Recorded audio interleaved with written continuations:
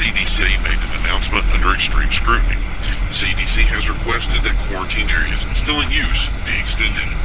They cited their biggest concern as the possibility of ongoing sickness in the area, unknown sources of illness that should be more thoroughly studied with the goal of limiting exposure to the general populace. Their biggest concern was listed as possible mutations or potential evolutions of the illness, with a goal of increasing safety for the entirety of the United States. The zones in question were Sweetwater, Georgia, and Moline, Pennsylvania, south of the Conemaugh River. The question of mutation is nothing new among scientists and doctors that are constantly chasing the ever-evolving illnesses and viruses they understand all too well. Although this current sickness was listed originally as bacterial, doctors are not ruling out viral, fungal, or even environmental impact such as drug interactions. They cite concerns of unknown materials discovered during autopsies and a lack of expected information, such as drug tests coming back negative. It is a conundrum that left those proficient in epidemiology scratching their heads. These quarantine responses came after hysteria gripped much of the East Coast of the United States. We now know that only a limited area was actually affected by the illness, and much of the initial impact was contained by quick government action, minimizing the risk of spread and reach.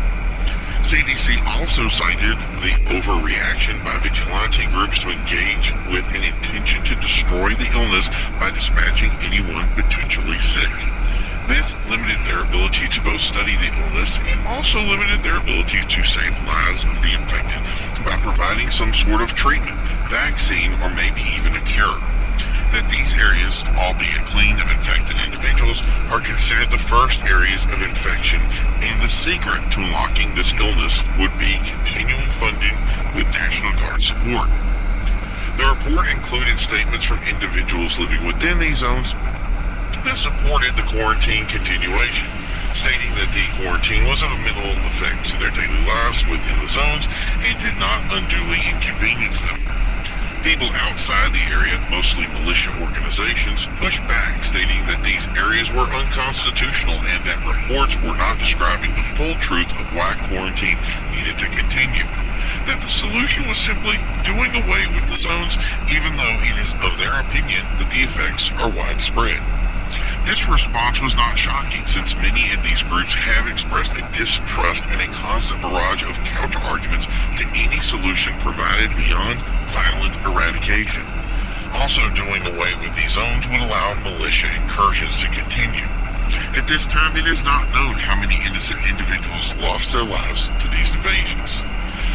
Government pushback from local governors has been that these areas have been operated nonstop by National Guard members and are now suffering from personnel shortages and undue overwork and stress, as well as increased costs to the taxpayer to keep running something that, if not needed, should not be supported.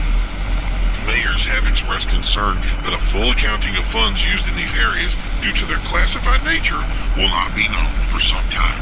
Whether these areas remain in effect has yet to be determined, but it is assured that more research will be needed to fully understand the impact of these events.